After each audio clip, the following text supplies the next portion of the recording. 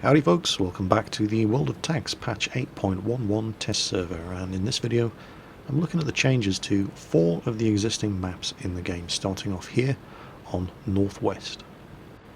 It's interesting that Northwest is one of the maps that's come in for some revision treatment, because it's one of the newest maps in the game and already they're doing fairly substantial changes to it, and it did need it, because it's one of those maps where a good quarter of the terrain was just scenery. You couldn't actually go down there and fight there and do anything. And so what they've done here is they've completely opened up this bottom southeastern end of the map, and you can actually come down here and fight now. You could get down here previously, but there was no way back up. It was just a dead end. So kind of like what they did when they reintroduced Dragon's Ridge, before they took it away again.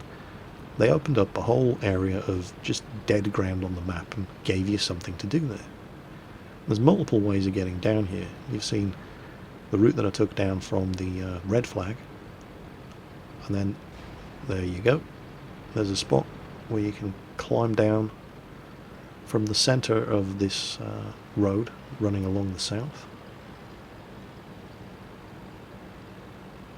A big shout out, by the way, to the guys in the training room with me. I usually wait until it's very, very late at night before getting onto the test server, otherwise the queues are just horrific. And so when I'm on the test server, it's usually the North Americans and the Canadians.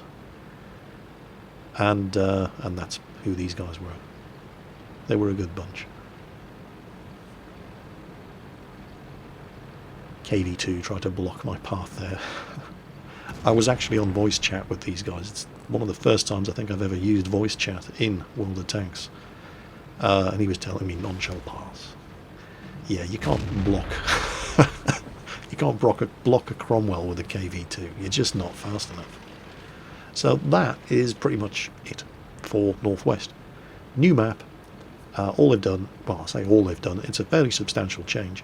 They've completely opened up the southeastern corner of the map. You can actually get down here now, maneuver around here, and fight down here, so that's a welcome change. I did have a look around the rest of the map, didn't notice any major differences. There may be some subtle changes. If they were too subtle for me to notice. Pretty much this is it. And of course, the guys were patient, so they deserve some kind of reward for joining the training room and allowing me to bring this video. Gee, I wonder what it could be. So who wants to be able to say they killed Jingles? Come on, don't be shy.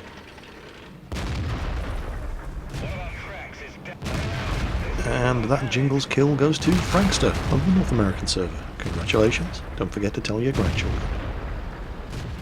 Also, notice, British crew voices. I still think they should have gotten me to do it. Next up, Erlenberg. Time to roll out. Aside from the fact that the starting locations have changed, there are 4 major changes in Erlenberg, starting right here. There's a ford over the river. And the Cromwell, at least, doesn't lose any speed whatsoever getting over there. So you no longer need to cross the river at the choke points by the 3 bridges. I got the impression that the terrain over here didn't have as many dips, and seemed to have been lowered a little, but I'm not entirely sure. Certainly the higher ground in the corner over here where artillery like to hide definitely seems a lot flatter as well.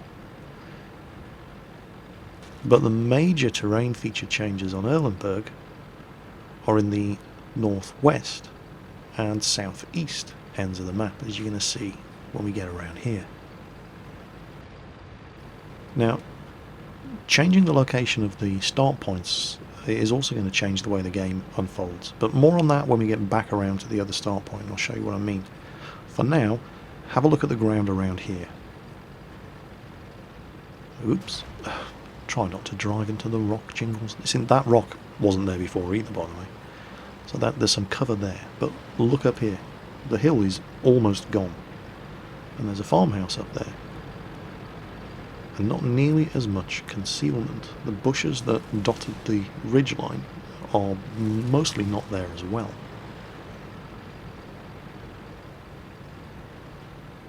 That hill is practically gone. You can get over there, by the way. I'll show you later. So that's a major change. And of course, the team that starts at the northern flag is going to get there first. Now, when we come to this side of the map, remember there was a ford across the river at the south. Well, you have exactly the same up here as well. And this was always the problem on this side of Erlenberg. The teams attacking this direction, getting across that bridge. Well, the bridge was a death trap, but now there's another way over. And the terrain over here has also been lowered. So as long as you stay in the lowest point of the ground, you actually have some concealment from tanks trying to intercept you and shooting from your right. Also, the high ground in the corner over here is gone, and there is nowhere near as much concealment as there used to be. Artillery isn't going to be nearly as invisible if they try to hide in that corner, although there is a depression in the ground where they can stay out of line of sight. But anybody with a line of sight to them, you know, there aren't so many bushes there for them to hide in. This is also new. That's a new rock. Those buildings are new. The buildings are destructible. And what we're seeing is there is a lot less concealment and a lot more hard cover, but it's destructible cover, so you can't camp behind it forever. Also, this ridgeline has been drastically flattened, and thanks to the green flag being moved closer to this corner, that means that unlike what normally happens, where the team that starts from the north normally commands this area of the map first, this area of the map is going to belong to the team that starts from the south. Now, that appears to be pretty much it for Erlenberg, and I don't want it to sound like they haven't made any major changes to the map. You know, they have. But the centre of the map, the town itself, doesn't appear to have been changed at all. I certainly, and again, you know, it's like with Northwest, where all they've really done on Northwest is open up the southeastern side of the map for gameplay. Any other changes on Northwest were too subtle for me to tell. And it's the same deal here with the centre of the map on Erlenberg. If they have changed anything here, it was too subtle for me to notice. The significant changes on this map are all the way down the western side of the map, all the way down the eastern side of the map, and the two fording points across the river at the north and the south. Meanwhile, back on the corner of Watery Doom, you can get over here. Perhaps you could get over here before, I don't know, I've never tried, but you can definitely get over here with relative ease now. I'm not entirely sure it's actually worth coming over here because, as you can see, no cover whatsoever. I mean, perhaps you could hide behind this little corner and spot, but it seems a very, very limited tactical value. You can see some bushes up on there on the ridge behind me, but you cannot get up there without help. So this place is just, it's basically just an idiot trap. So, moving on to the two maps that I think have had the most significant changes, starting with Up and at 'em, lads. Redshire. Redshire is practically unrecognisable as the map it used to be, as you're going to see very, very soon. I mean, initially from here, something just looks wrong. Can't quite put my finger on it. That all looks pretty much the same as it did, and then, whoa, where did the ridge go? It's just gone. It's not there anymore.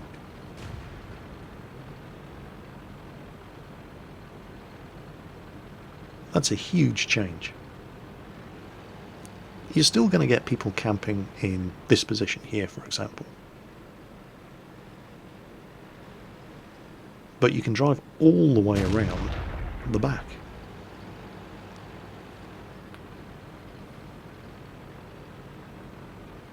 I think light tanks and mediums are going to have so much fun around here on the new Redshire map. Look at that. It's just not even the same map anymore. Lots of dips and rises in the ground. Perfect terrain for medium tanks, especially medium tanks with good turrets. Now, the mid-ridge doesn't look like it's changed significantly. That area up in front of me there and around the corner to the right also seems to be more or less the same. You can see there's no real significant changes here. However, the opposite ridge that's usually infested with camping heavies and tank destroyers has, well, it's again completely unrecognizable. So what I'm going to do is, rather than approaching it directly from here, I'm going to head down to the south and make my way up what used to be the spine of the ridge, which is the route that I normally took if I was in a light or a medium tank, trying to spot the tank destroyers that infested that ridgeline. And don't forget, the changes to this ridgeline don't just affect the team that occupies the ridge. The tank destroyers that like to camp to the south around the farmhouse are going to have far less targets to shoot at up here, so that position is going to be of less tactical value as well. And instead of one long continuous ridgeline, what we've actually got here now is 3 hills. There's the second one, and there's the third one. And there is far less in the way of concealment up here. This place used to be like Sherwood Forest, and now, I mean, there are still trees and bushes up here, but nowhere near as much as they were before.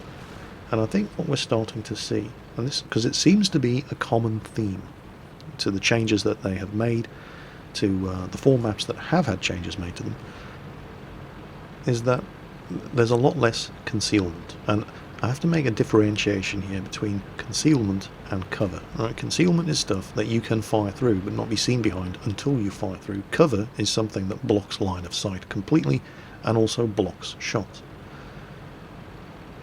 There's a lot less concealment than there used to be on these maps, and that's going to reduce the amount of camping.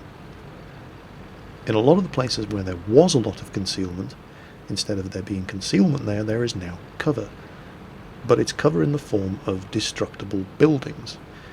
You can shoot around destructible buildings, but you will be seen as soon as you poke around, and you cannot camp there forever because it's a destructible building. And so what it seems Wargaming is trying to encourage people to do is to get off their arses and fight. Personally, I think that's fantastic. Now, this end of the map doesn't seem to have changed directly in any great way. There's still a track leading all the way down to the south that's on lower ground that you can take cover behind and shoot up at the ridgeline, but it's been indirectly affected by the changes that have happened to the ridgeline, because there isn't as much cover up there. You can now actually see and shoot at targets up on that ridge with much greater ease than you could before from down here. So once again, less camping, more manoeuvring and more fighting. I think particularly if you're an aggressive medium tank driver or a light tank driver, you're going to have a lot more fun on Redshire than previously. This end of the map, again, didn't notice any changes. But the changes that have been made to Redshire are in the places where they badly needed changing, and I think they are fantastic changes. It's just going to encourage people to get off their arses and fight if they want to win. I mean, I don't know about you, but I'm looking at the changes to this map and I'm just imagining the fun I'm going to have in my Centurion Mark 7. So, that was Redshire. And the Jingles kill on Redshire goes to... Oh, Frankster does it again. Come on, Frankster, leave some Jingles for the rest, you're just being greedy.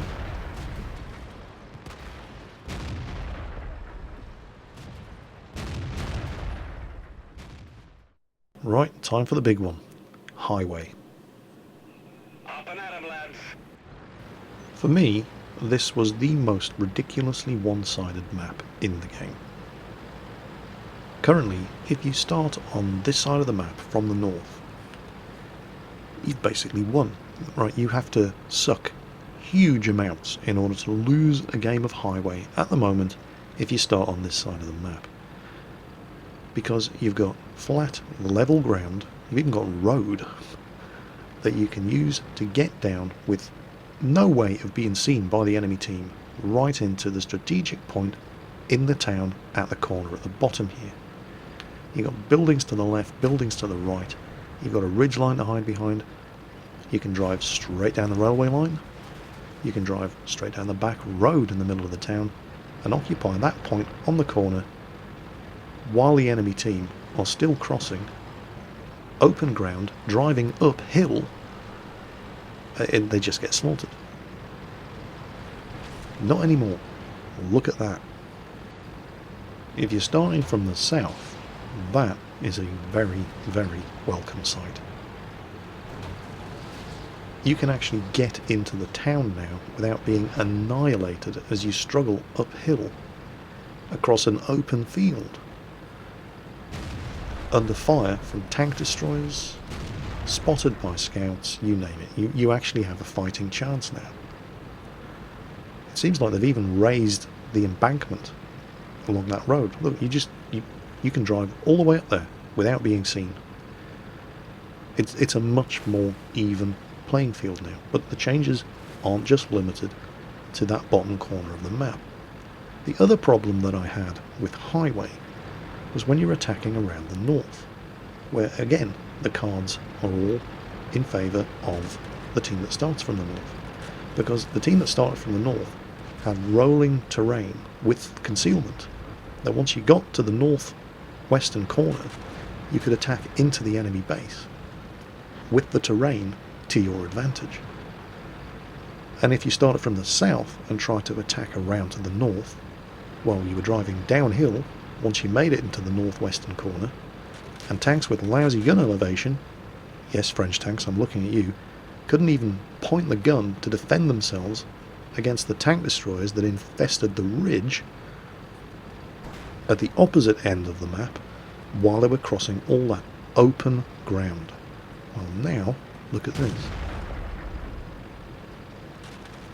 These buildings are new. There's not as much concealment up here for the enemy team attacking from the north to hide behind. There is more concealment in the shape of those trees along the road. Farmhouse there, which you can use as cover. And more importantly, the ground's been lowered. That ridge line, just to the west of the enemy base, is nowhere near as steep as it used to be. And there's far less concealment along the top of the ridgeline for tank destroyers to lurk in as well. So those are the 4 maps that have been reworked in patch 8.11. Redshire, Highway, Northwest and Erlenberg. And I think the theme that we're seeing, as I said when we covered the Redshire section, is that there is less concealment.